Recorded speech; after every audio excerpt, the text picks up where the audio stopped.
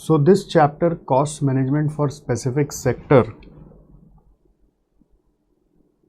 is talking about three important sectors. Sector 1 is power, another is agriculture, and third is IT, information technology. These three are usually the most important sector which are in focus of our Government of India, and we are expected to know a bit about their cost management. Usually I feel that why this has come into your syllabus. Usually whenever any syllabus is drafted, it is also given to ministry for approval. So I feel so that possibly this has been introduced on recommendation of ministry, that they want us to understand the economies of India also, not just always learning all the models that are popular over the world, isn't it? Interestingly, the discussion here is not only restricted to India. They have tried to cover in this new ICAI MAT international perspective of each sector as well. So let's talk about the first industry, which is power industry. Let's talk about the first industry, which is power industry. Power industry is, India is third largest producer and second largest consumer. So if we are in the world's third largest producer and second largest consumer, we say that we have reached enough heights here. We are third largest producer of power in the world, and we are second largest consumer as well. Okay, so what are the features of power industry? Features is, power industry is highly regulated. It's regulated in terms of entry as well as entire operations are regulated. You cannot do anything like you wish to. You cannot make your own maximum profit. You'll have to go with the regulatory requirements. It has widespread stakeholders. Okay, so its customers are widespread.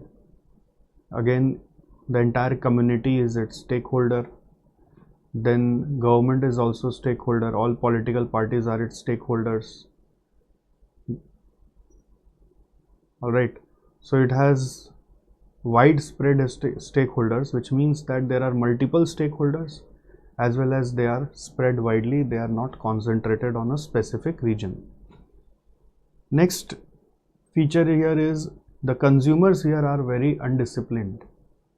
They don't understand the importance of power, how it is being generated, how it is being reached to consumers' premises. It is taking a lot of effort and capital investment, and consumers are highly indisciplined to such extent that they want to consume more power, but they don't want to pay its bill.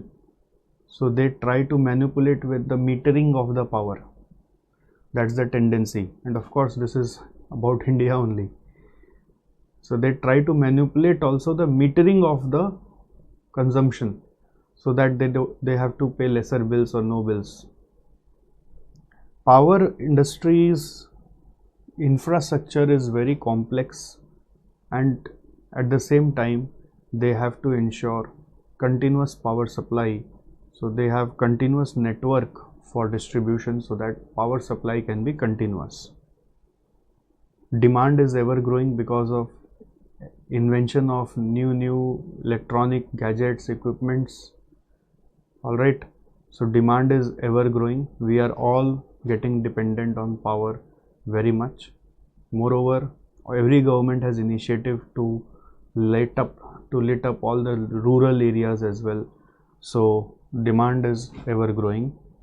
The tariff is also regulated. Tariff means price. Price is also regulated. If it would have been unregulated, then usually all power companies are kind of monopolists. Okay, so not so too many power companies we have in our surroundings, right? So they are kind of monopolists, and monopolists charge prices by comparing their MR with MC. They fix their own price to earn maximum profit, but this government doesn't allow them to earn maximum profit. Okay, so how does government fix their price? They fix their price by considering their average total cost. See, actual cost is not allowed to be charged. Any time the actual cost may fluctuate, so accordingly they cannot change the price. The idea is to charge average total cost, and the price is determined where demand crosses the average total cost curve. Next, highly capital incentive with long gestation. So if you see one power plant is being set up to maybe fulfill the needs of the nearby locality or one city or town, that power plant setup is a very costly activity, very costly activity, and it will be having a long gestation. Gestation means it will take a long time to build up, as well as it will take a long time to break even or recover the pay in initial investment, or payback period is usually very high. So that way it becomes risky because there is huge cost of capital involved in setting up a power factory or power plant, and internally, if say things start become obsolete also before actually it is put into production. If you have installed a machinery before it is put into production, it can become obsolete as well. So it's risky whenever any project is demanding huge capital investment and is having heavy gestation period. It's very risky project, all right, because most of the investments may become obsolete many times before they are put into profitable use. Project is also subject to clearance from environment regulators, because power generation is also contributing to carbon footprint. If you remember this term, carbon footprint, that is, it is adding carbon dioxide into the environment. So that's how we say, if you consume less power, it will be better for environment as well, because power generation in itself is always adding some adverse impact to the environment. For example, say thermal power. So thermal power requires burning of coal. So burning of coal means environmental impact has to be there. So these are some features. You may remember all, you may remember some when you're writing your answers. Then there is one question which can be asked directly in exam: external environment analysis using Porter's 5 forces. So if we have to analyze a power industry's external environment using Porter's 5 forces, then say first one is new entrants, threat of new entrants, which we also call as barrier to entry.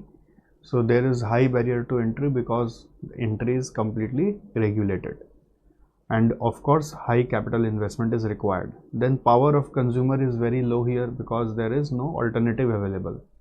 Power of supplier is low to moderate. Some suppliers may have high power because they have the control over the raw material that these companies need. For example, coal availability is not infinite, coal availability is limited, so coal suppliers may have a little high bargaining power. Okay, then substitute effects are like your solar power, wind power. Their threat is very low because if we as a consumer, if we think we cannot install solar power or wind power at our home usually, because it's a very costly affair, it's not possible for each and every person to meet all our needs of power through solar or wind power. So that solar wind power capacity plant will cost actually very high. So solar or wind energy is costly, so substitute effects is having low impact. And last, competitive rivalry is also low because there are no much players. It's like a monopoly. So if this question can come, you will have to write in little bit elaborated way. I have just given in short key points. Next, power industry's value chain. Value chain means how the industry works. This is industry value chain, okay. This value chain is of industry. This is industry's value chain. Industry value chain works like there are some companies that generates power, then there are some companies that transmits power from the place of generation to the place of use, and then there are companies that distributes power from the local place, one local place to each and every premises where power is required. Okay, so generation company will generate power using coal or water, hydropower or thermal power. Okay, then transmission company will be transmitting the power generated through some networks. We call that networks as grids. Through some networks, grids, towers. You have seen sometimes towers, big towers connected with wires that transmits electricity to the nearby powerhouse or substations or transformers. Until the transformers they send their power, and from transformers different houses or premises or offices are connected for distribution purpose. So from transformers to consumer houses or offices, it's distribution. Until transformers is transmission, and generation is generation from coal or water. There is of course a new generation source coming now, uranium, nuclear power. Okay. Fourth is cost structure in power sector. Now let's understand this. So we have to understand this for three different aspects of its value chain. So first, for generation. For generation, what is two important factor to consider the cost? One is sources of input, like what are the sources of input? It is coal or water or anything else. Then variability of cost. What is variability of cost? Means you need to figure out what are the costs that will vary with quantity of power produced, and what are the costs that will remain fixed. Variability of cost means fixed and variable cost needs to be identified clearly. Then when we are working on cost of generation of power, there will be certain heads called as materials, utilities. Utilities means steam, okay, and some other kind of fuel which is used for generating power, but that is not actually visible in the final product. Salaries and wages, service department expenditure. Service department, like some storage department is there, some purchase department is there, some administrative department is there. Those are service department expenditure. Then depreciation, because power plant uses heavy machineries. So these heavy machineries have a heavy amortization or depreciation cost.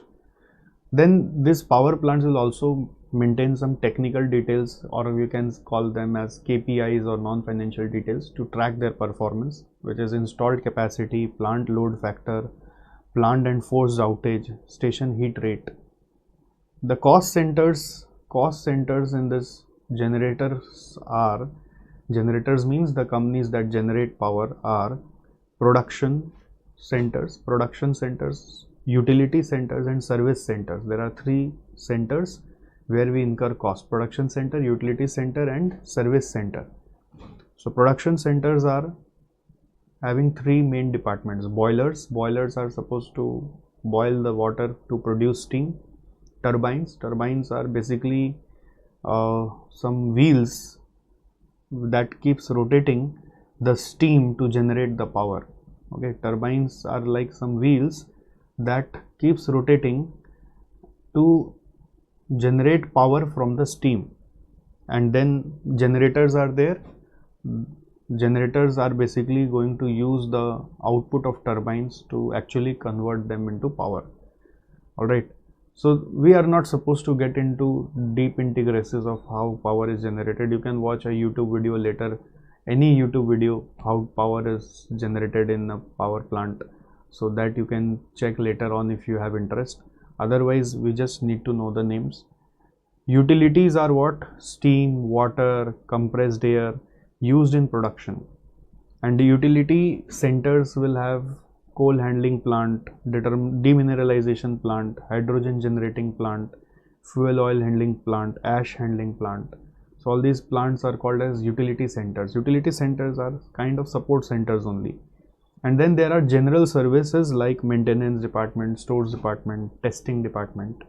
So these are our cost centers in case of generation activity. Now transmission activity will have some kind of special equipments called as transmission towers, underground cables, transformers. Transformers are of also two types: step up, step down. Step up transformers are for increasing the voltage, step down transformers are for decreasing the voltage.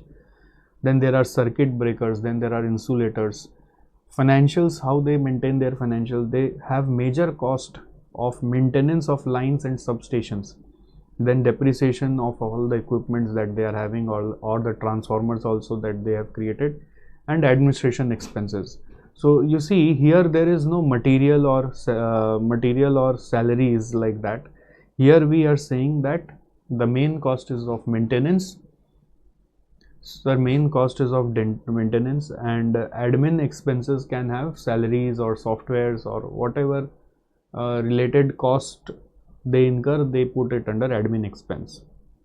Then technical details, that is non-financial details that they may maintain, is voltage management, transmission loss, inventory. Voltage management, transmission loss, inventory, right? So the question has naturally come into your mind by seeing all these. See, the problem with students is, they don't want to go into deep of anything. They don't want to remember the things. The problem is this, and that's why they suffer. So by just seeing this only, the question has come: do we need to know these terms and details? Do we need to remember these? This is a basic problem with all the students, that whenever anything comes which is going a little haywire, they don't want to take interest in remembering. This is the problem. This is a new chapter, my dear friend. This is a new chapter. This first time institute has given this in your institute material. There is no question also until now. If you don't know what is happening in the industry, how will you understand the case study question? How will you then answer the things? So don't block your mind by seeing all these. Do we need to remember all these? What is this silly question? Do we need to remember all these in details? First understand, and then of course you have to remember. Whenever it is in your syllabus, everything you have to remember. Now in what details? The details is already given in your institute mat. I have already summarized for you. So this is the summarized version which I am teaching. It's not the full and word to word details of institute mat. So whatever I am teaching is the summarized version only. This much only I think you have to remember. Otherwise, if any question come, what will you write? How can you make your own answer from power industry if you don't know anything about power industry? So this is basic thing that you have to understand. Please don't block your mind whenever any new things come up. If you know, there is in CMA final, there is cost audit subject. Okay, in cost audit we used to do cost audit of power sector, agricultural sector, IT sector separately, and there were previously I will say around 4 or 5 years ago, there were several separate cost audit formats for each of the sector. And the question in exam used to come to prepare reports for all these technical details: plant load factor, installed capacity, heat rate. All these workings used to be made there, and students were required to then remember all the formats of these technical details also. Luckily in your exam, as of now, institute material is not talking about the details of this technicals. Otherwise it should have been that there can be sums on this installed capacity, there can be sums on how to calculate plant load factor, but God willing it is not there. So at least you know the name, at least you should remember the things. Don't try to get away from the complexities, please. These are very easy stuffs, And this is the most summarized thing that I am sharing already with you. Next, cost centers. Cost centers are number one, production. Production cost centers are doing what? Mainly transmission line maintenance and substation maintenance. And then service cost centers are there. Service cost centers are doing administration, general repairs and maintenance. Administration and general repairs and maintenance. All right. So basically, if you see, transmission lines are only about establishment of these towers, cables and their maintenance. The major cost head there is the maintenance, and what they maintain in technical details is voltage management, transmission loss and inventory. The one and major problem of power industry is the quantity that we generate doesn't get transmitted, and the quantity that we transmit doesn't get metered while recovering from our customers. So there is always huge loss. There is always huge loss in between. Okay, so that's the biggest challenge in this power sector, which we'll talk later, a little later also. Next, third is distribution. Distribution is basically characterized by distribution losses. There is usually huge quantity lost while distribution of power. The financials there are purchase of power, distribution. There are some power companies that only purchase power and sells it. Like for example, NTPC, if you have heard of, National Thermal Power Corporation, generates power. Then they sell it to the companies that are engaged into transmission. Example is Power Grid Corporation. Power Grid Corporation has made its transmission towers, underground cables, transformers, and they have created a huge grid. Grid is basically supposed to be a network where from they are buying powers from several power generating companies and ensuring that every time a continuous supply of power is there in the network, and from that network they are supplying to different transformers. That is Power Grid Corporation. And then there are distributing companies like Calcutta Electric Supply Corporation. CESC is Calcutta Electric Supply Corporation, is distributing power. It is mainly engaged into distributing power. So it will buy power from Power Grid and sell it to all the consumers. Now of course, to optimize their value chain, what they will do is backward integration they can do. So CESC, Calcutta Electric Supply Corporation, can engage himself into transmission activities as well as it can engage itself into generation activity as well. So it can have also a generator plant where they are generating power also to meet the needs of a specific area where they don't need to buy. So gradually every company wants to do the vertical linkage analysis, and then they optimize their profitability by forward and backward integration. Okay, so the major characteristics of distribution is distribution loss, and the financials is of purchase of power. The main cost can be purchase of power. Then of course salaries, admin overhead, repairs and maintenance will also come. Technical details are voltage. They need to also maintain records of voltage, distribution losses, inventory level. Now inventory means, do we have inventory of power? Our finished goods is power. Do we have inventory of power? Remember, power can't have any inventory. Power is something which is continuously generated and supplied. Had there been an inventory, then there would not ever been power outage. We usually say no, power outage is there is no power. Had there been possibility of inventories, then there would never have been power outage. Power does not have inventory, but sometimes some spares or some materials or fuels that you have to use while running your enterprise, while running your business, the inventory level of those can be kept. Okay, next, cost centers. Cost centers are production centers, are maintenance of distribution line and substation. So here in transmission also, transmission line maintenance was there, here distribution line maintenance is there, and service center are admin and general overhead, just like your transmission. So transmission and distribution are quite similar, just that their infrastructure is little different. All right, generation is basically like a manufacturing plant. Generation is basically like a manufacturing plant. In intermediate, we used to do in operating costing one sums on power generation also. All right, so that was basically a cost sheet, power generation cost sheet. Anyways, let's come to cost management techniques. What cost management techniques a power generating company or distribution company or transmission company will use? So first of all, their cost management techniques is multi-dimensional cost calculation and analysis. Now what is multi-dimensional? Multi-dimensional cost calculation is basically a cost calculation which is applicable for all three activities of value chain, which is for generators, which is for transmitters, and for also distribution. So again, based on the quantity of power that we generate, depending upon the supply of material that we get, our quantity of power generation can be different. Sometimes the machines that we install are having variable capacity, means if we want, we can increase the capacity as much as we can, means there is a possibility to increase capacity multifold.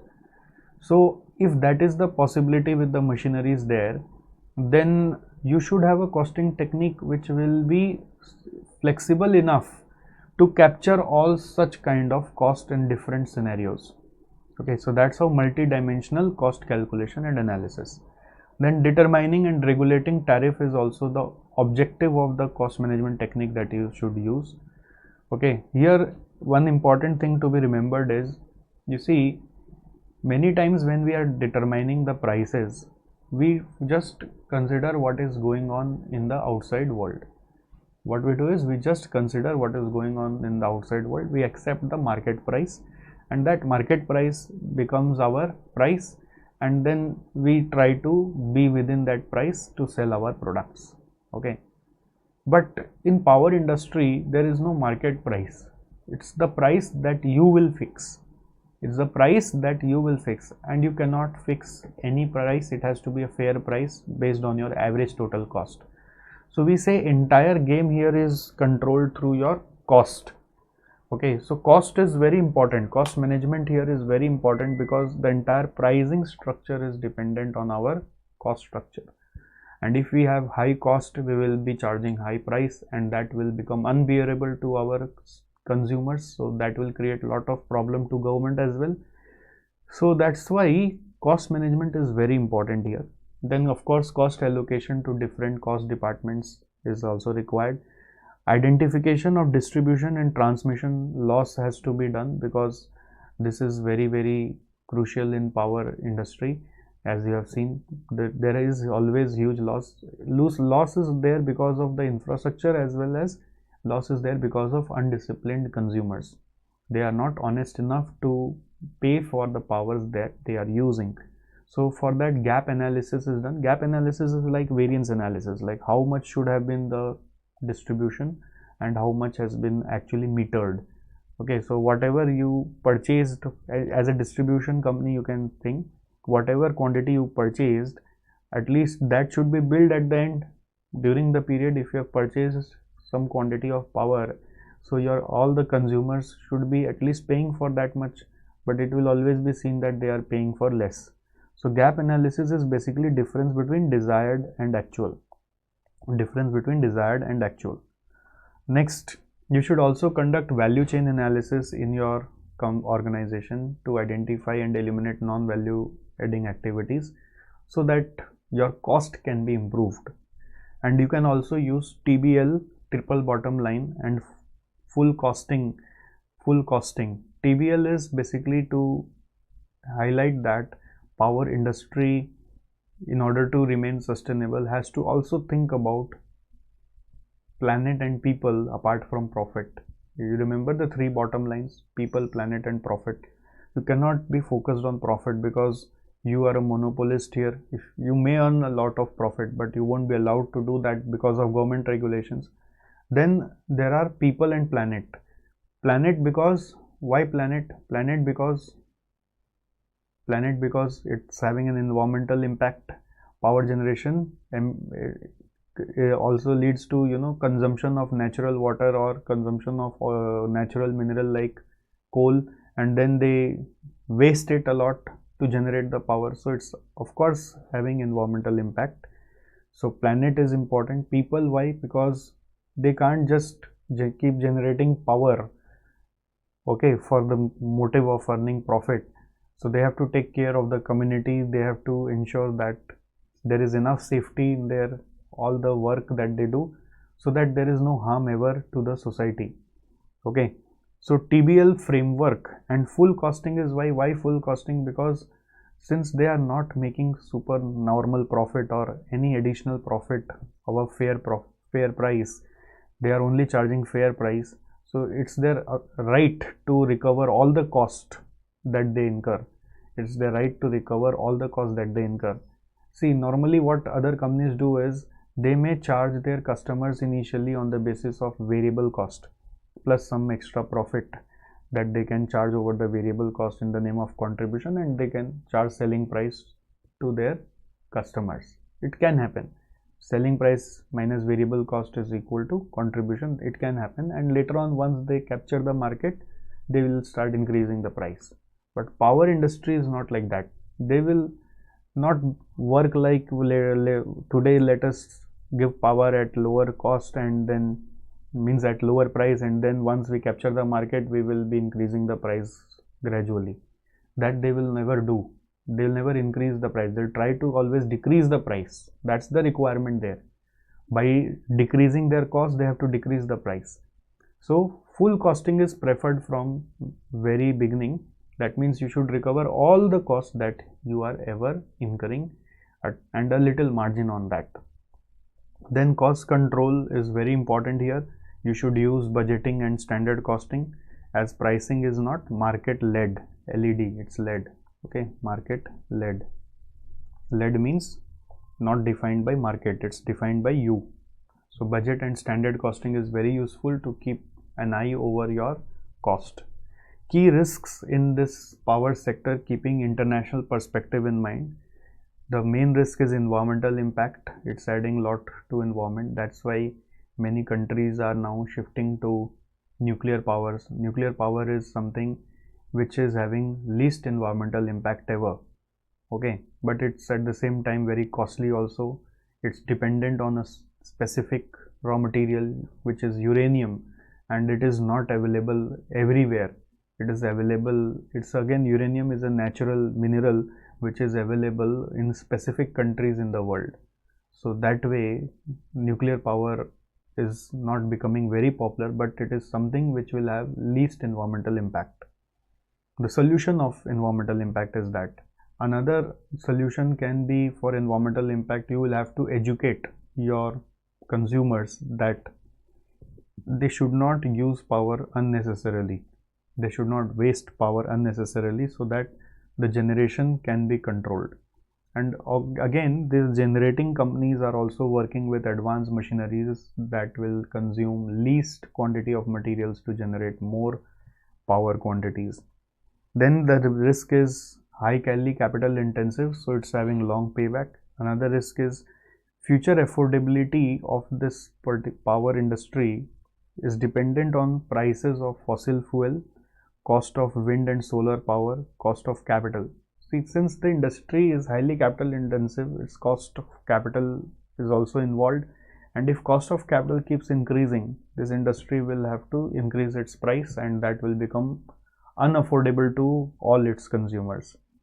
So there are some things to be taken care while managing this kind of industry. Its prices of, if prices of fossil fuel means your coal or any kind of other natural fuel which we get from like petroleum, etc., the fuels that are also used in manufacturing of plant power. So those fuels, if the price keeps increasing over there, it will affect the cost of input, so it will affect the cost of output. Okay, so cost of wind and solar power, why? If the cost of wind and solar power is again always very high, then people will keep being dependent on this normal power. Okay, they will not use alternate power. So future affordability of if solar and wind power is not there, then they will have to remain dependent on this normal power. So demand will be always there. Okay, so sir, what's the risk? Risk is if cost of wind and solar power reduces, if cost of wind and solar power reduces, then there is a risk to this industry. That what if cost of wind and solar power reduces to a very low level? What will happen then? Then our industry with such huge capital will be collapsing. Okay, it will lose its market share. And nowadays it has already started in many small tier 2 cities where there is a lot of heat usually during summers. They have started installing solar plants on their terrace, which is very cost effective nowadays. All these are coming from China. China is the largest solar power producer in the world. So those solar plates and panels are coming from China, and they are installing that on the houses terrace of tier 2 cities. Many tier 2 cities I have seen that they have started installing it. Interestingly, the cost is very nominal if you are willing to invest. The life of solar panel is around 20 to 40 years, and what happens is you will have to contract with the local power agency also, because whatever surplus power will be generated, that will be actually sent or sold to the authority that supplies power in your locality. That is basically a government rule that you cannot trade on the power with somebody in your locality. Okay, so you will have to trade for power with that entity only, which is authorized to buy power from you. So that is also, you say that in 5 years the project working is coming as in 5 years you will be recovering all your initial investment, and since the life is 20 years at least, the next 15 years whatever cash flow you are getting, whatever power it is generating, surplus power, that will generate cash flow, that will be huge cash flow. So that's the one easy way of earning passive income. So if you have your own house and your city faces lot of heat, okay, you are living in a hot city, then you may also think of investing in solar power plant on your terrace, whereby some initial investment will be there as per the size of this solar plate, and then there will be a passive income after 5 years for next 15 years, 20 years something. So it's a good opportunity to earn. Lots of people are investing. And then another key risk is coal supply. All right, so it's not that these risks are only there in our Indian context, it's an international perspective that all these risks are prevailing. So that's why I have mentioned here international perspective, that all these risks are prevailing. Okay, so this is all about power sector. Now let's come to agricultural sector. So agriculture sector, we have studied in our economics from childhood only that India is an agricultural country. Okay, more up to 60% of population of India is still into agricultural sector, and that's the same ratio until now. Okay, I remember in my days I was reading that percent as 64%. When I was in class 11, I remembered that it was 64%, and now when I am checking the facts, it's again still nearby that only. It's coming 58 to 60%. So never mind, agricultural sector. You know what, once post independence, around in 1960s, post independence 1960s, around 1960s, okay, it happened that India was so poor in agricultural activities that it could not even produce the basic cereals that is our staple food. Basic cereals like this wheat, paddy, wheat, rice, something. that those basic food, staple food also we could not produce to feed our citizens. Means we were into agricultural deficit. We were having agricultural deficit. So we were seeking help from several outside countries. Mostly America was helping us that time. Okay, so America used to help us. But point is, then our president of India, Morarji Desai, president, not president, I think prime minister. He's not president, he was prime minister, I think. Sorry. Morarji Desai. Yes, prime minister of India. During his reign, he thought that something has to be done with this, because every time this America is showing us some threats and putting lot of conditions that they will send this crop at this condition, at that condition, and we all were suffering from normal fooding only during that period.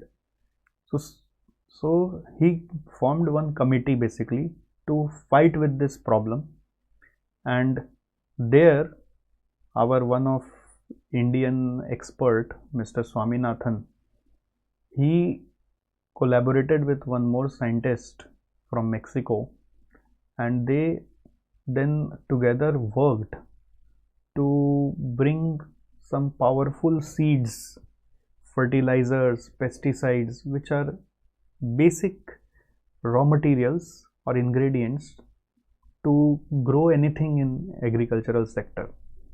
So good quality of seeds, which was not existing previously in the country, good quality of fertilizers, pesticides. So they went to Mexico, obtained a lot of those kinds of quality seeds that can easily germinate. Okay, then all these manures, fertilizers, they'll try to learn the science of agriculture, and they came back to India. Then with the help of the government, central government, state government, they found some strategic locations in India where there is possibility of irrigation, like there should be supply of water for the crops, right? So it was found that good irrigation is there in Punjab, Haryana, and some western part of Uttar Pradesh. They had enough supply of irrigation waters and all. Then their farmers' land was also there, so they selected few and worked with them. The scientists worked with them, and they provided them all the facilities that you put all your best efforts to actually grow the basic cereals that we need for our country. And you know, today, post that and today, the scenario is that India is net exporter of agricultural produce. India is net exporter. Net means there are some things still we don't produce up to what we consume, so that we have to import. There are some kinds of cereals, pulses that we need in India, which we have to import. Its production is not there in India in ample quantity, but overall on net basis we are exporting. That's the situation in India today.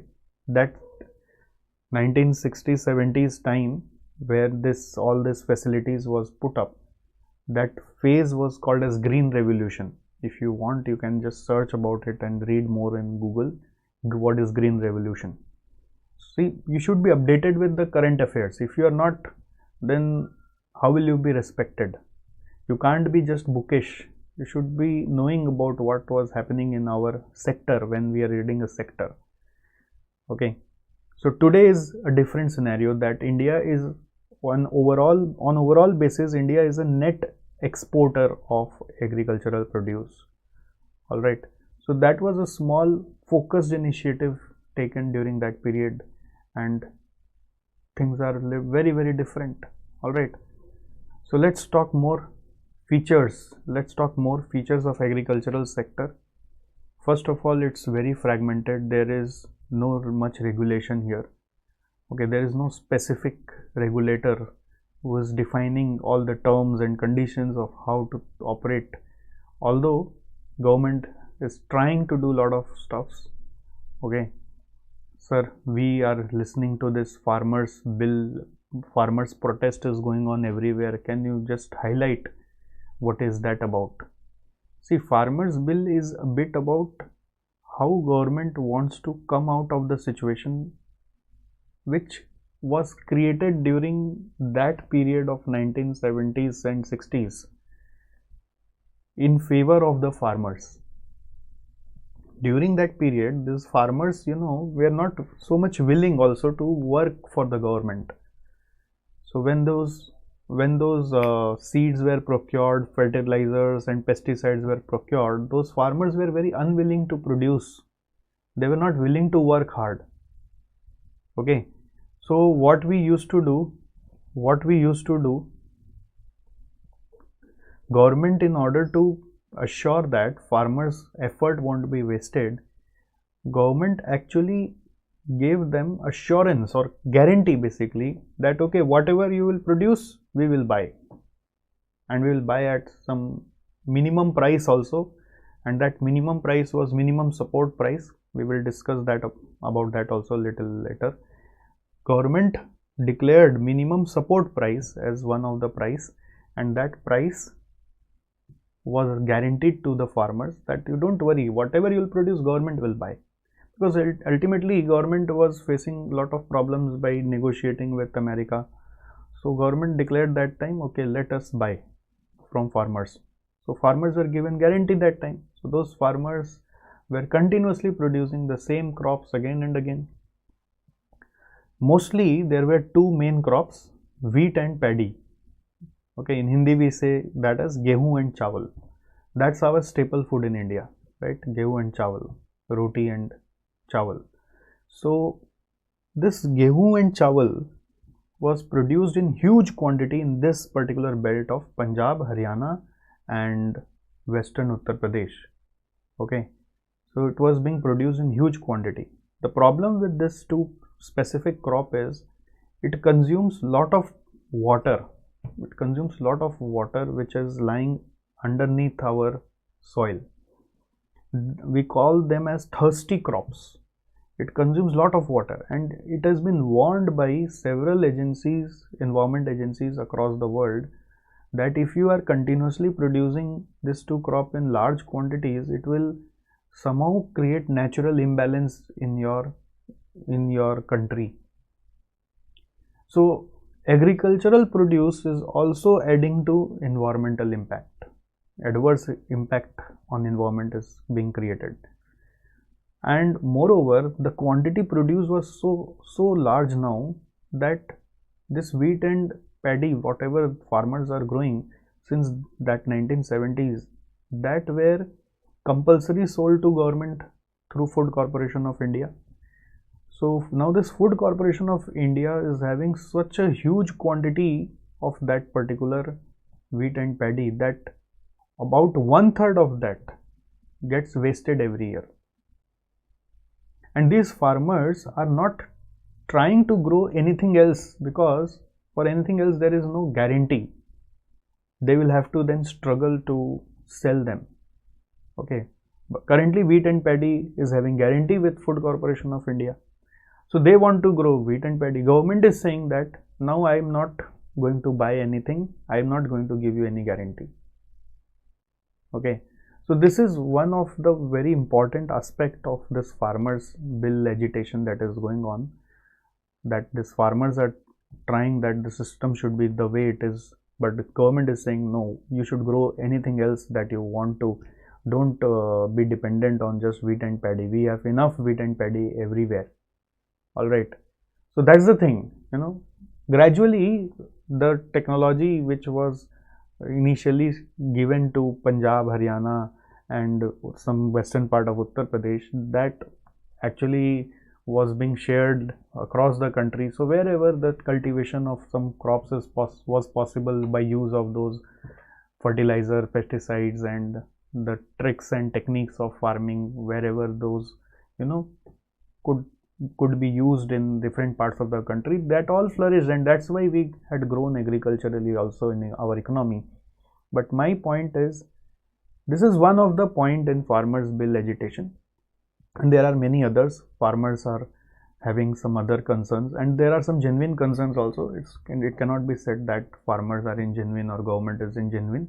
There are some genuine concerns also, like that farmers bill is not talking about that minimum prices that a farmer should get, because farmers usually get exploited by the buyers. Farmers are very illiterate people, right? So they don't know about what is market, how the market operates, at what price I should sell. They sometimes don't know their cost of production also. So they don't understand what to do. So they have produced something, and now when they are going to sell it, whatever price the market is offering, they have to accept it. They don't find any other option. Already their business is so risky, it's dependent on mercy of nature. And again, the humans that are involved in buying their products, they tend to do corruption, manipulation of prices. They make cartels and they don't offer good price to farmers.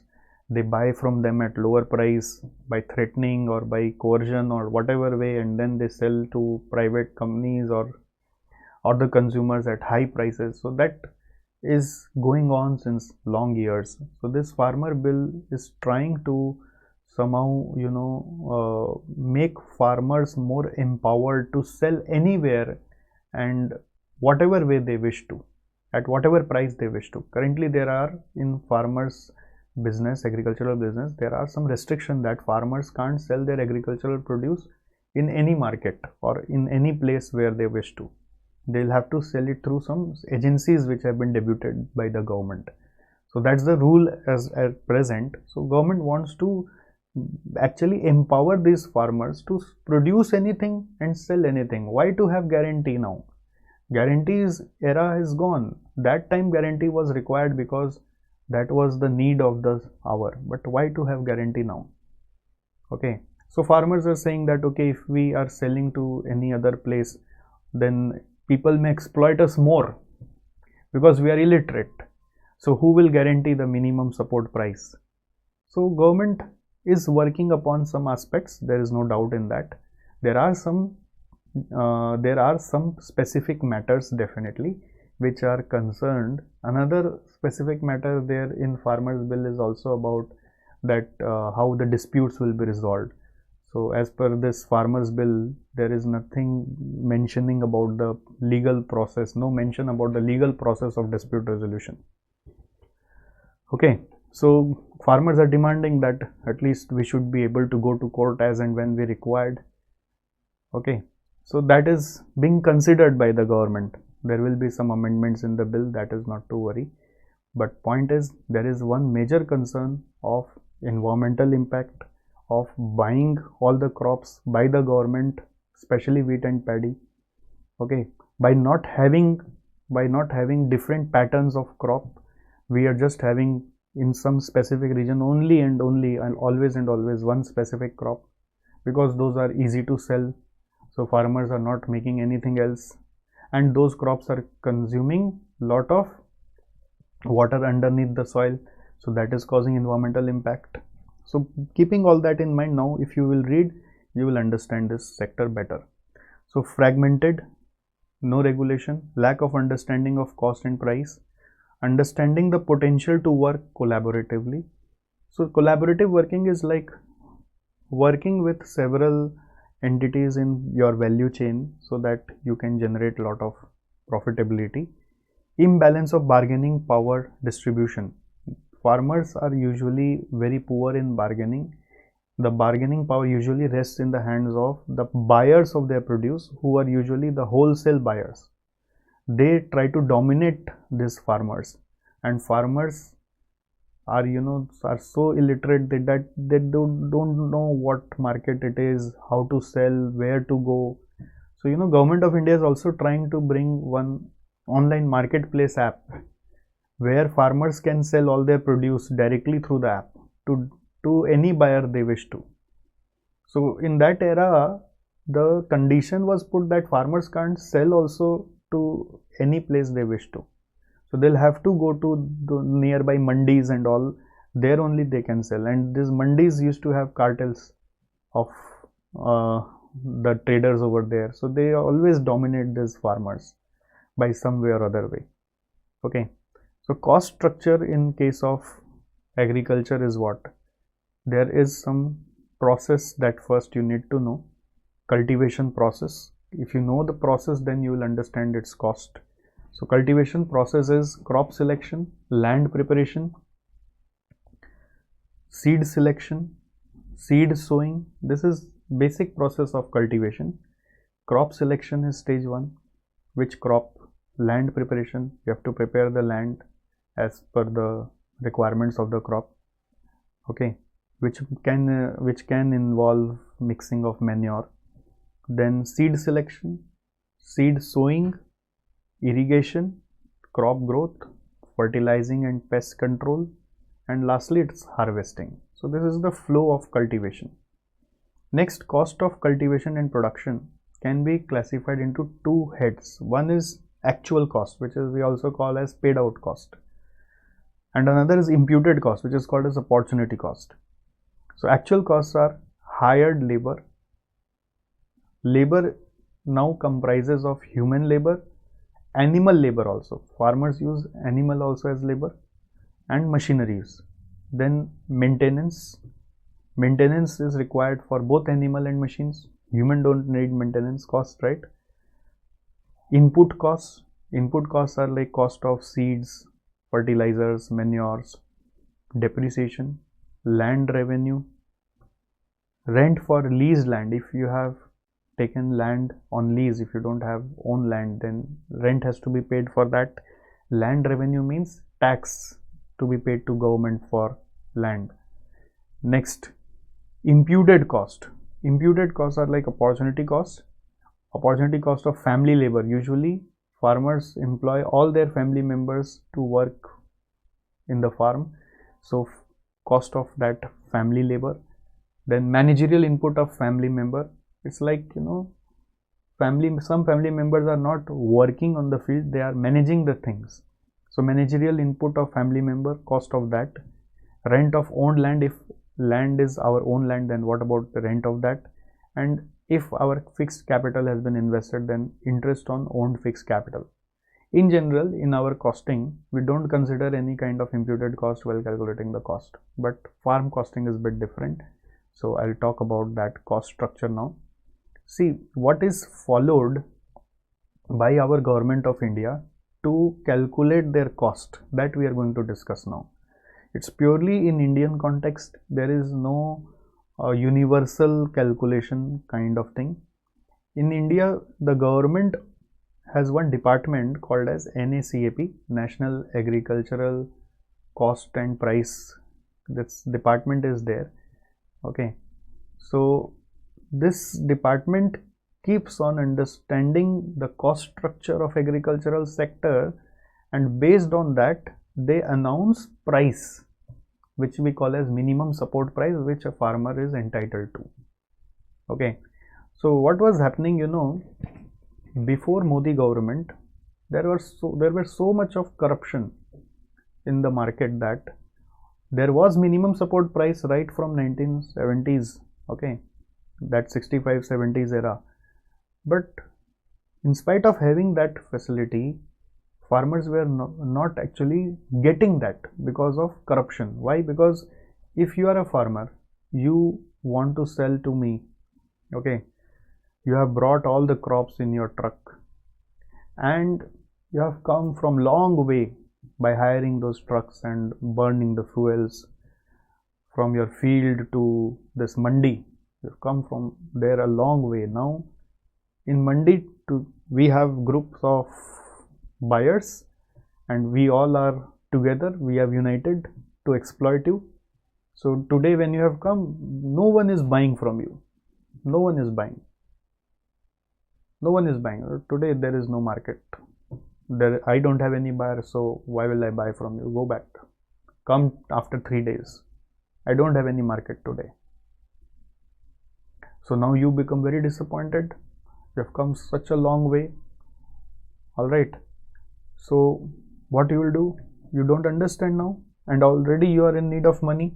You are already in dearth of money. So what you will do now? You are not willing to go back. Now if you will go back with this truck, you will have to incur again truck hiring charges, keep all these things in truck for 3 days, then truck holding charges to be paid. So much of pressure is again there. So much of a new cost will come into picture. So somebody from my side will go to you indirectly and tell you, see, minimum support price is 1800 rupees per quintal, but and you can see that they are not willing to buy from you. I can buy from you at 1500 rupees. You don't have to go and come back. Anyway, you will burn so much of fuel and this higher charges. So this manipulation was going on. Now I am buying, my person is buying from you, farmer from you, basically, if you are a farmer, at 1500. See, although the government has declared that minimum support price is there. So unofficially I have done the deal in 1500 and I will show to the government that I have bought at 1800. Cool. So farmers were not getting the minimum support price, and it's because they are not educated about the market, how things are working. They don't have rights to sell to any other market also. So they'll have to sell it to this mandi only. So that was the system that time, so which was being used manipulatively. So Modi government, when they came in 2004, okay, 2014, sorry, they brought this campaign that we will assure that their farmers get all their minimum support price in whatever way.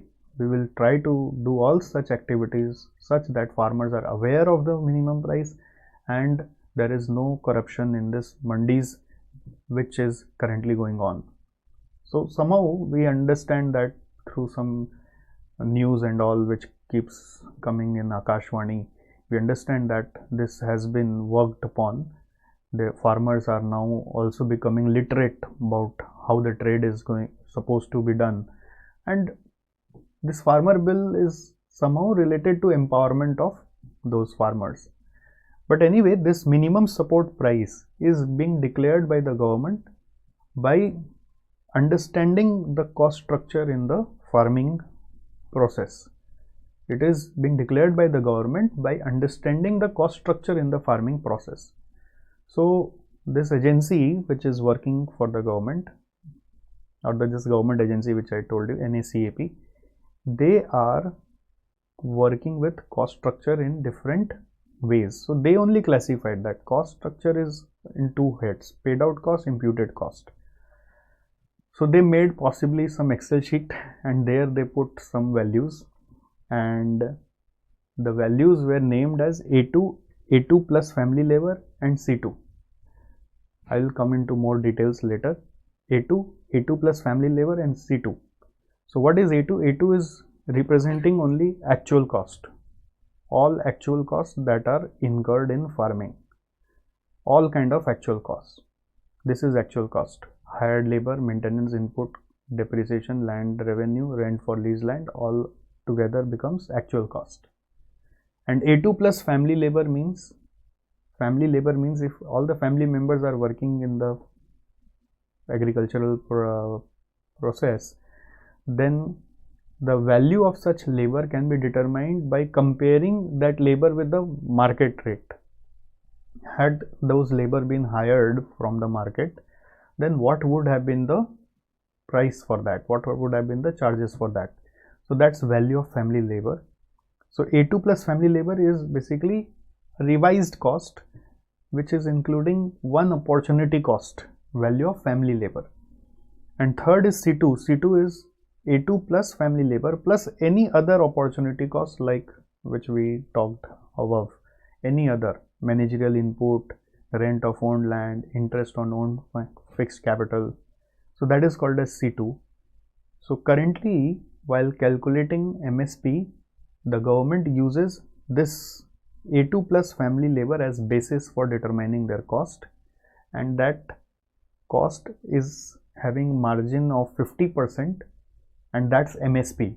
This is not written in your notes, it's just our research that I am sharing with you. that A2 plus family labor into 150% is equal to current MSP process that government is following in this country now. Okay, but anyhow, farmers are insisting that it should be C2.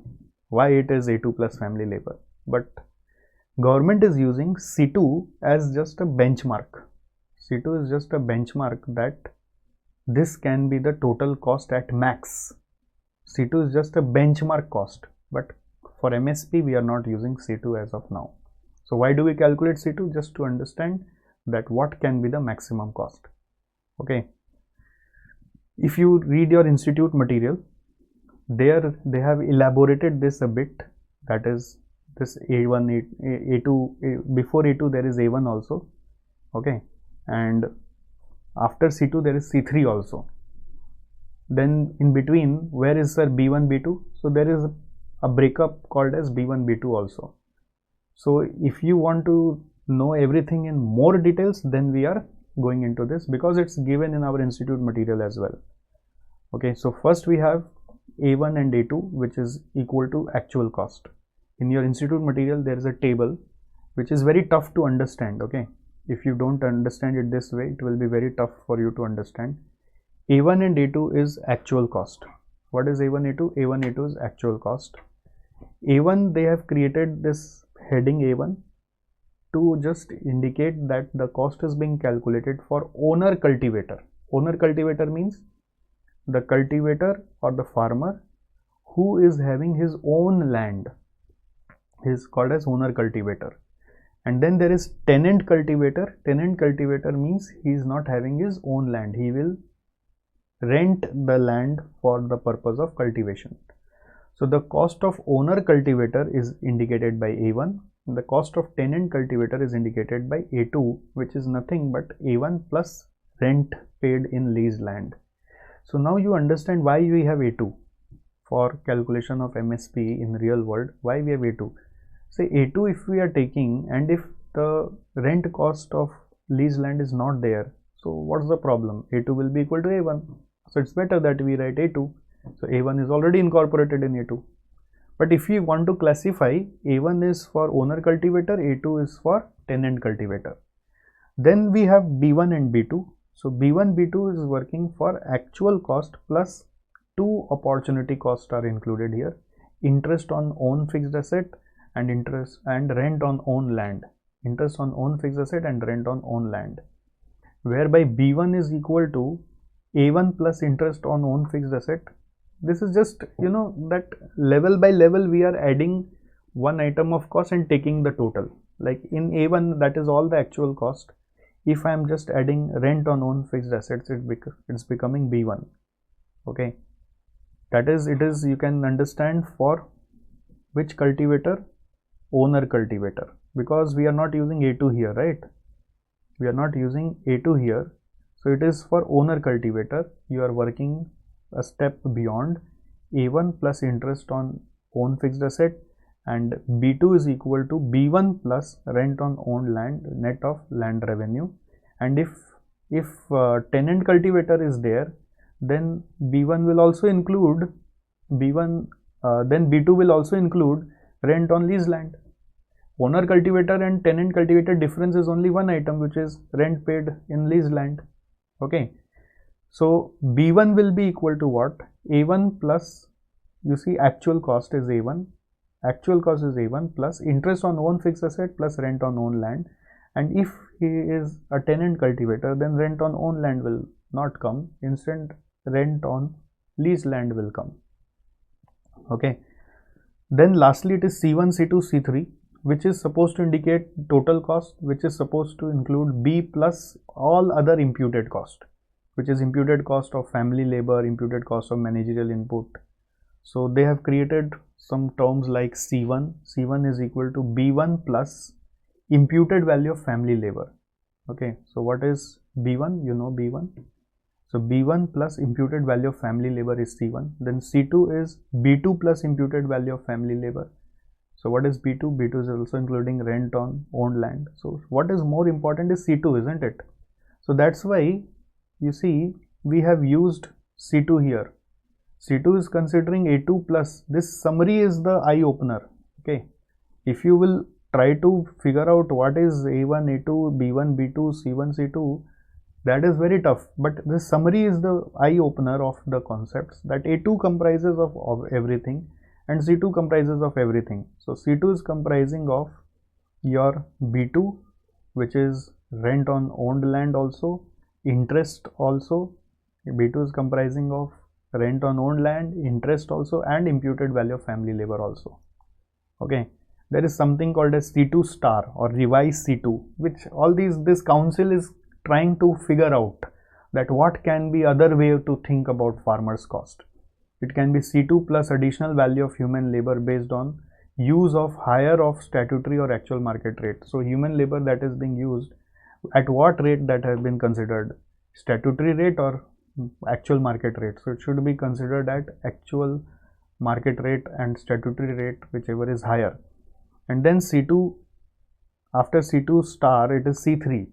After C2 star it is C3, which is having C2 star plus 10% of C2 for considering the value of managerial input. You remember in one of imputed cost, the value of managerial input is also given as name. So what should be the cost of that? So our government council is taking 10% of C2 for managerial input. In short, what you need to know is A2, A2 plus family labor and C2. Okay, what is A? A is actual cost. There are two levels, A1, A2.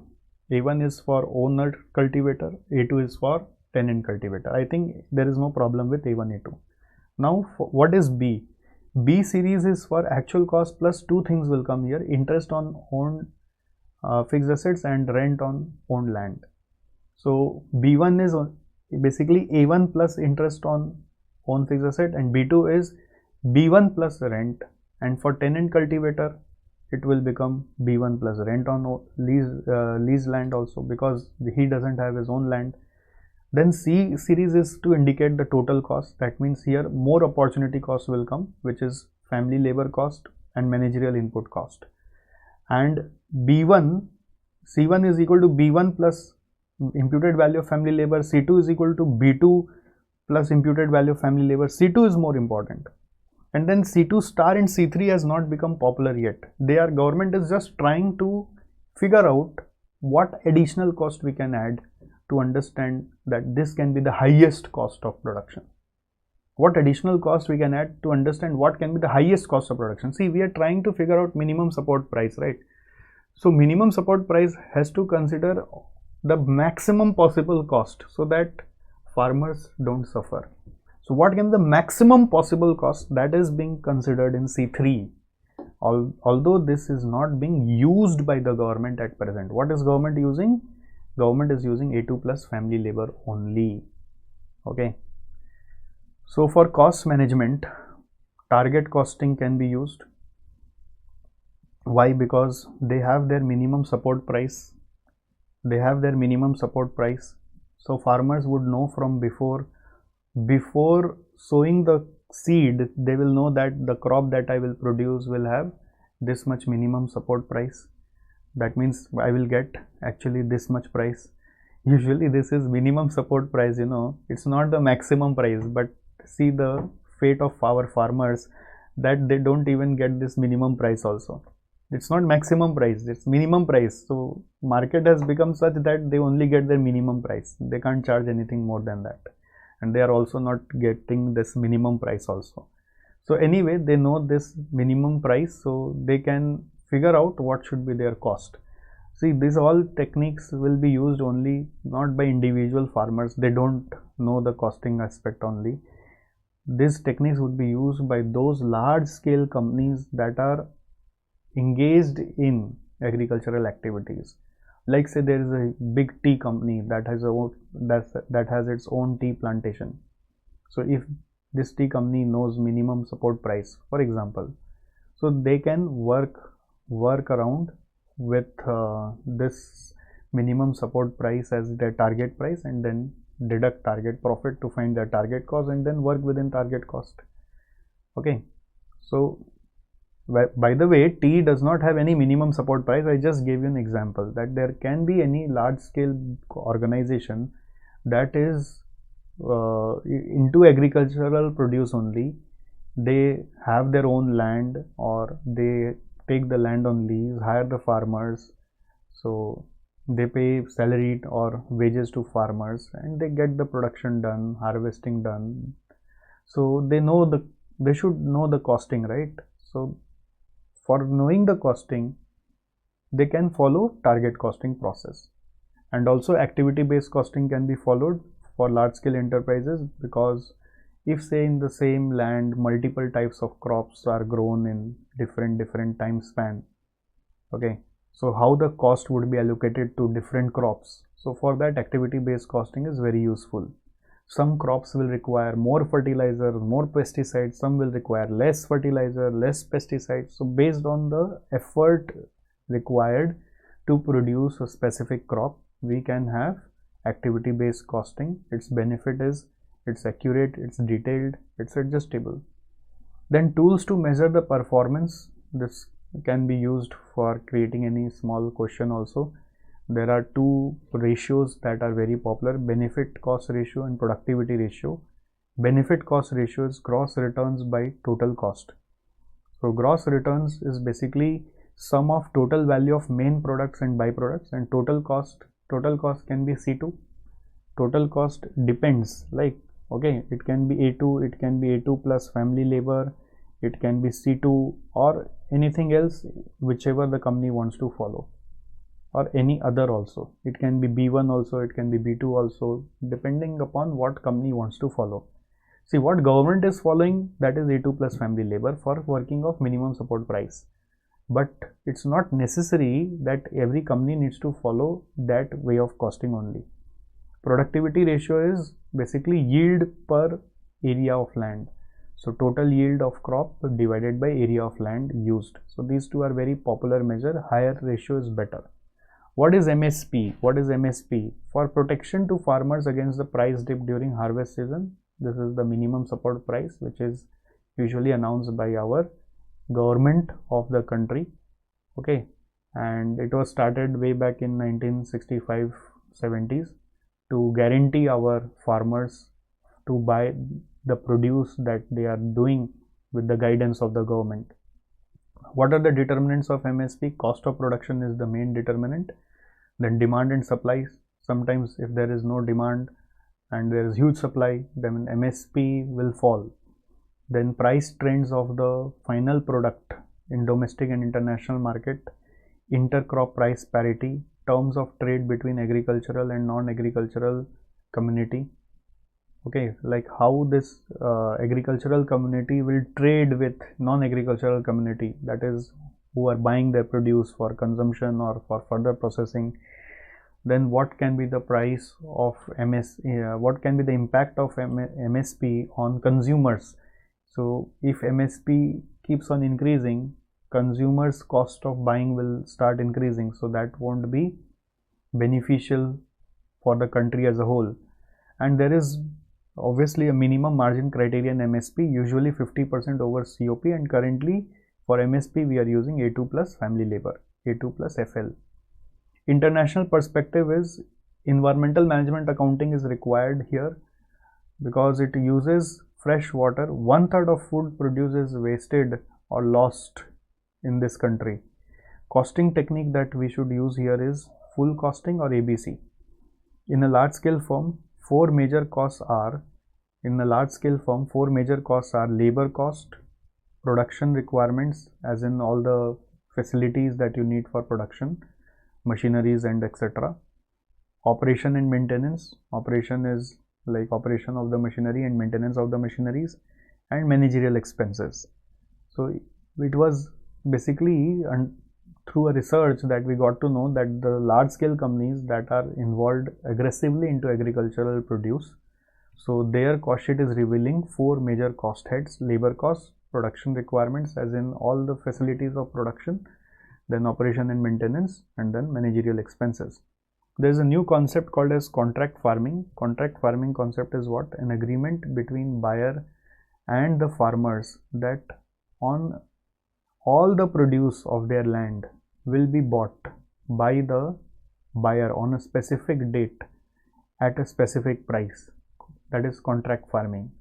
So now this government of India is trying to push this farmers to go for contract farming.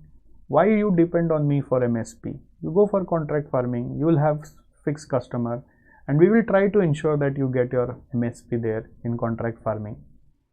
Okay, so contract farming is one of the way to sell all your farm produce surely to a specific buyer. Lastly, it is IT sector. IT sector is covering IT, information technology, and also IT enabled services. IT enabled services is like softwares, or there are some companies like cloud management companies. Remember AWS, I've used a lot of times this example. AWS, Amazon Web Service, Google Cloud Services. So these are IT based services. What they are doing is they are maintaining the infrastructure of IT, and they are charging us on variable basis.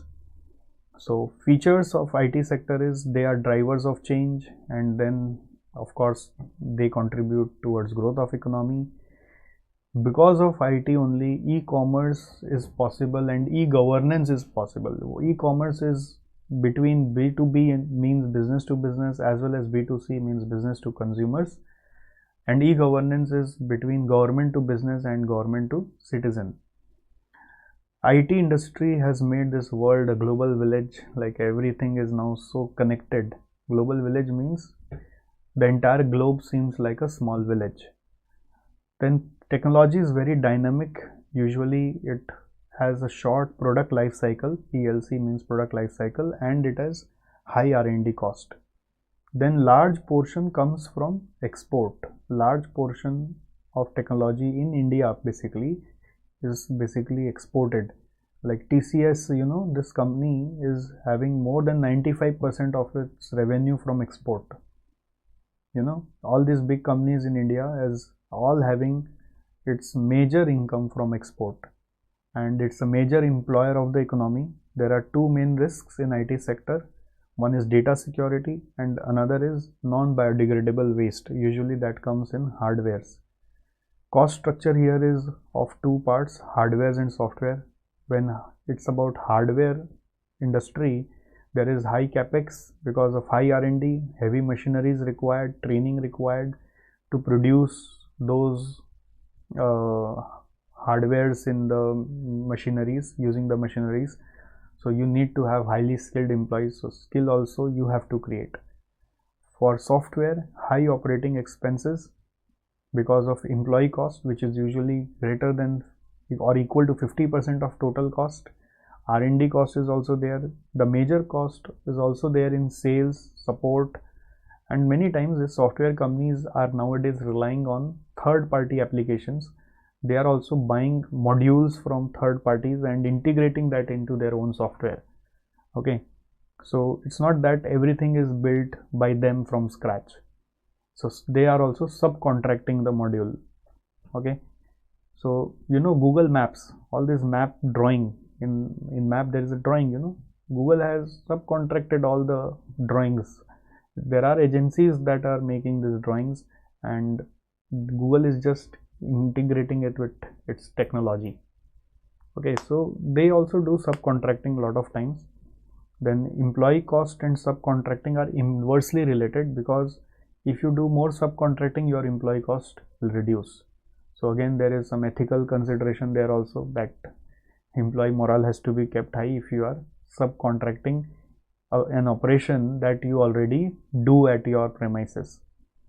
For cost management, one most important technique here is life cycle costing, as the products have specific life cycle, and there is huge R&D cost involved in getting the product ready. So we should follow life cycle costing, which will trace all the costs related to that product only.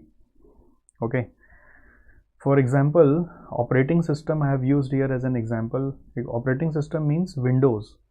See, these kinds of products require continuous development over the period of its life cycle. So you cannot charge its development cost to any other product. If you are into multiple products, you cannot charge its development cost to any other product. So life cycle costing will actually trace the R&D cost or the production cost or the upgradation cost of specific product to that product only. You can follow, you can use throughput accounting. Like in case of throughput accounting, what is happening here? Labor in usually, in Indian rules, Indian government rules, if your company is having more than equal to 300 workers, you cannot hire and fire them as and when you like.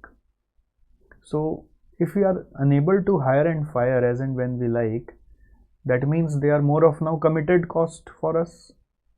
Okay, for companies hiring more than 300 workers, they are not allowed in India to hire and fire. So labor is now more committed cost. So labor is a fixed cost. So when you are using throughput accounting in any IT industry, you may consider labor cost as their fixed cost instead of considering that as variable cost. While using throughput accounting, consider labor cost as fixed cost. You can use value shop model. You remember, for service industries, we use value shop model, and for ensuring the service quality, the main CSF in this IT services is turnaround time. What is turnaround time? What is turnaround time? Turnaround time is the delivery time of their services. In what time they will deliver the output to the customer or the client. And of course, the service quality is also important, as in whatever work they are doing or software they are building should be error free, should be smooth in operations.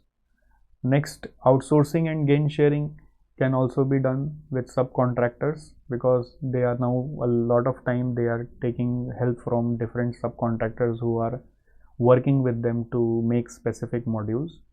And activity based costing can also be used for project cost allocation, because same team is working for different projects a lot of time. A simple time driven activity based costing can also help here a lot. A simple time driven activity based costing can also help here a lot, because different teams would be there who would be working for different time for a specific project. So all such time should be incorporated in the project cost. For international perspective, there is continuous development in IT world through artificial intelligence, augmented reality, cloud computing. Nowadays new version is coming, edge computing. Now if you'll push me to discuss all these, it will kill a lot of time. I'll just suggest that you Google it out for knowledge purpose, and you need to know the terminologies if you have to write ever the answer. So by this I have discussed all the aspects that you need to know.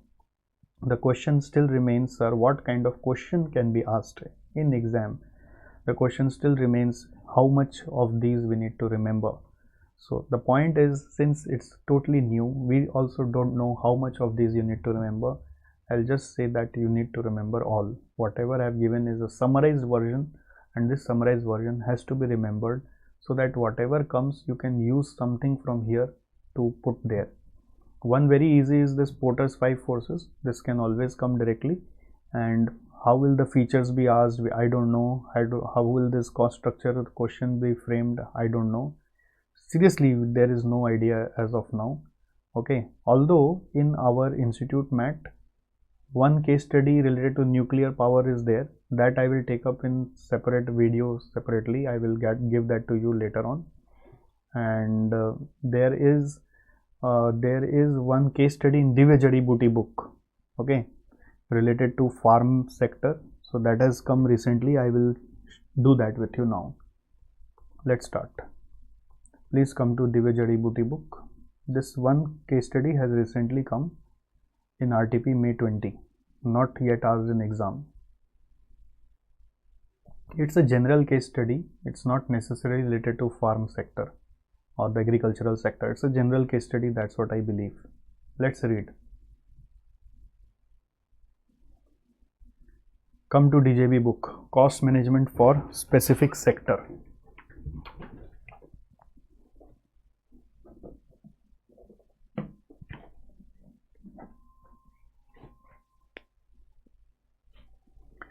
Fresh Bazaar was founded in 2014 as a Fresh Bazaar Mart.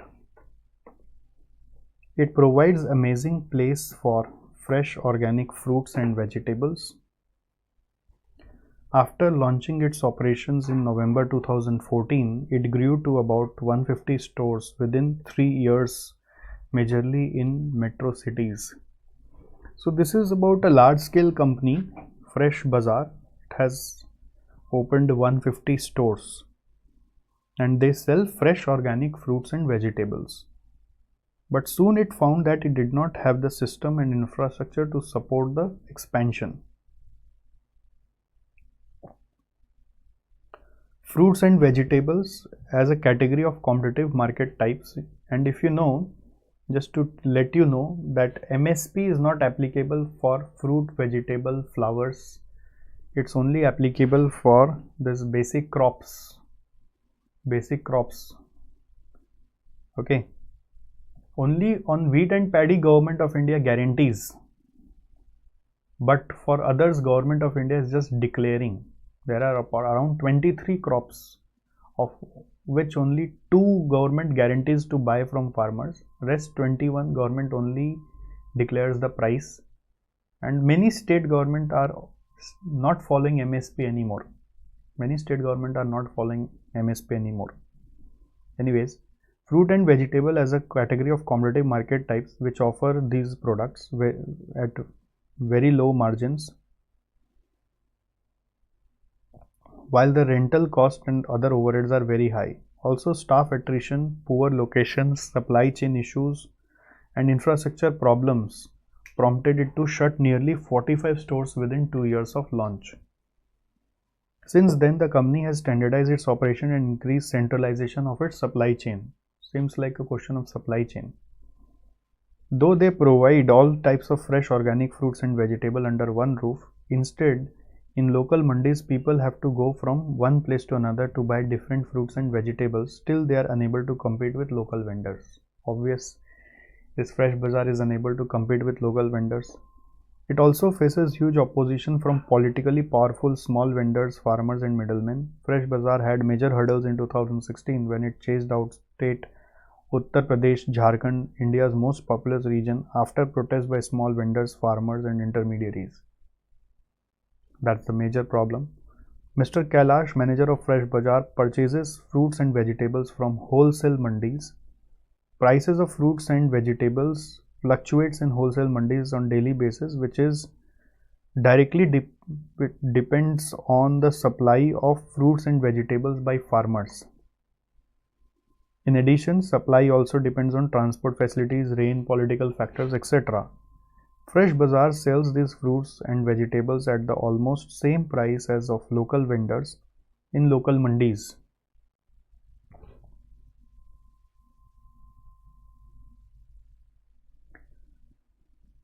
Okay, so Fresh Bazaar is selling these fruits and vegetables at the almost same price as of local vendors in local mandis.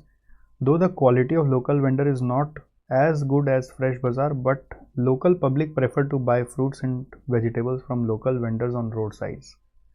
Their business still requires a lot of investment and there is no synergy to the activity of the company. Due to all these reasons, Fresh Bazaar is incurring continuous losses. Fresh Bazaar wants to expand its business and wants to make money in every store that they set up, and that would be the way in which they scale up their business. Advice: is there any scope to reduce losses and increase profitability? So how they can increase profitability and reduce losses? This is the question. Can there be suggestions? One suggestion can be contract farming. So that will eliminate the margin of these wholesalers, eliminate intermediary wholesalers. Okay, eliminate intermediary wholesalers. This is one idea which I just got clicked in my mind. Eliminate intermediary wholesalers.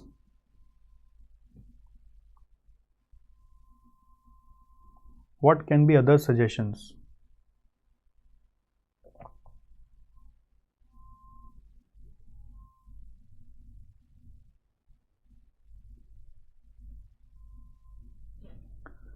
So if this is done, you know, it will eliminate intermediary wholesalers, so it will reduce its cost.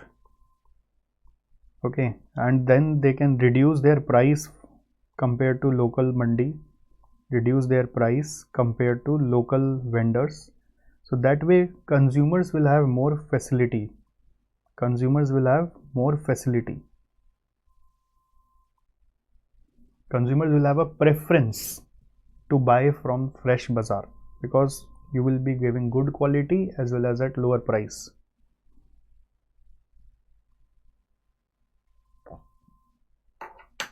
Any other suggestion?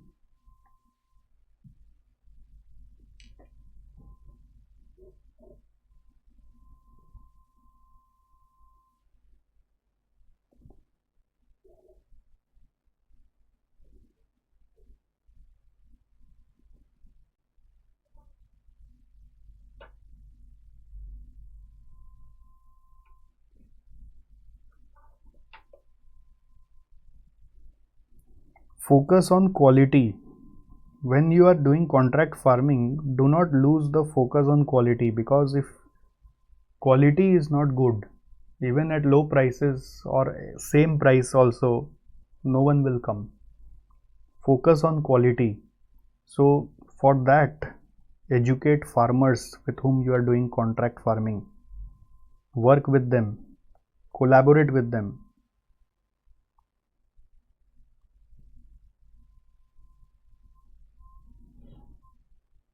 Okay, teach them from where to buy the seed, how to fertilize, what pesticides to use, which machineries to use to harvest.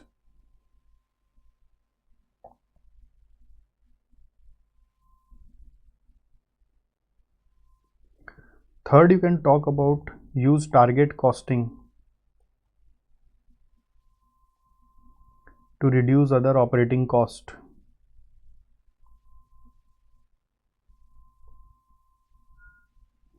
Another option to increase profitability can be, why not supply to local vendors? They are buying from wholesalers. Try to supply to those local vendors like a wholesaler. So if you are doing contract farming, you can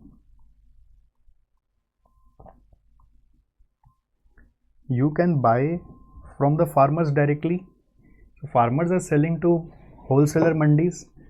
Now if you are directly buying in wholesaler market, you are a wholesaler, you can sell to local vendors. That way your problem is solved.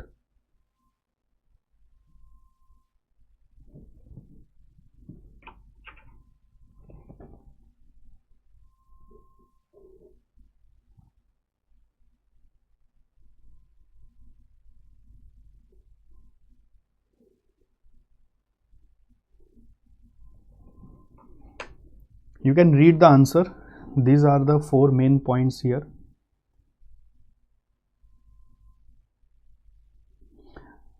Why customers prefer to buy from local vendors rather than buying from fresh bazaar?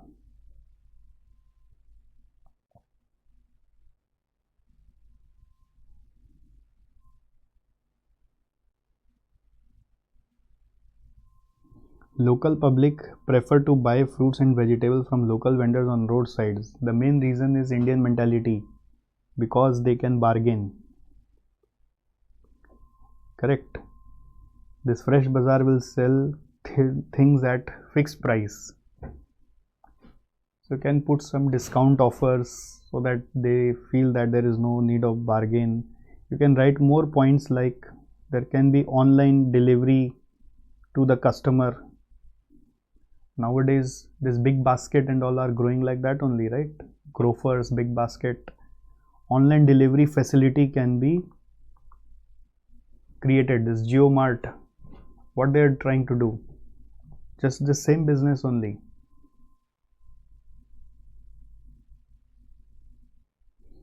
So what if they don't allow you to operate the stores? These local politicians are not allowing you to operate the stores. Now never mind, keep your stores a little away from the market area and focus on online delivery facility. This is not written here, it is just one add-on idea.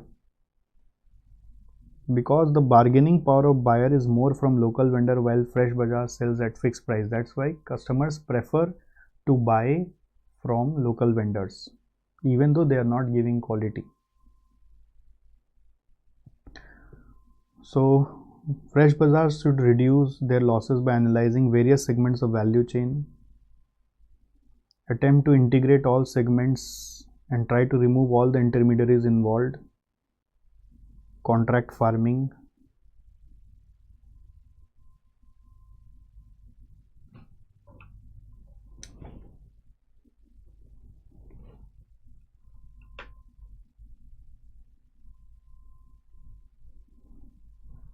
then contract farming should also be complemented by desired level of quality. So you should assist farmers, support the farmers by supplying of input, assist with preparation of land, information about latest technology, how to use power supply, providing production advice and transporting produce to its premises to maintain the desired level of quality. They can also use target costing to reduce their operating cost, and Fresh Bazaar should also supply to these roadside vendors, as well as the new points that I added. Online delivery facility can be also explored as an added option for our investors, as an added option, for our customers, so that can also add a new wing or increase the profitability of Fresh Bazaar. Even with lesser number of stores, it might be possible to cater to large market. It doesn't require large number of stores. Lesser number of stores can then cater to a large market also.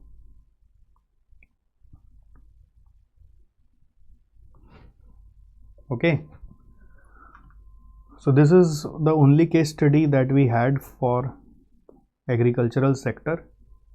In new syllabus material, this new material of May 21 onwards, this new material which is May 21 onwards, there are around 10 to 12 questions which are new and which we have not done yet. So that I will do with you later. Okay, that is a separate video which will come to you and I will update you. It will be given to you by way of video, so don't worry about it, and it will be given soon. Another thing is, recently institute has given through its student journal 6 more case study questions, so that will also be covered by a separate video. So 2 more videos are going to come for you. 6 case studies and the new institute materials, around 10-12 questions are there. My request is, before watching those videos, you should attempt all these questions by yourself, because in exam somewhere something new is going to come. So if you start attempting by yourself, you will learn a lot.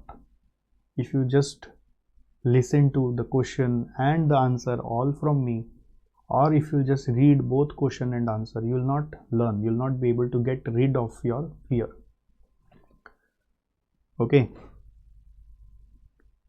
so I think I can still take some more time from you to discuss some more stuffs. Okay, so let me close this video.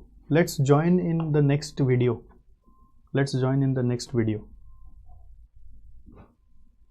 See you there.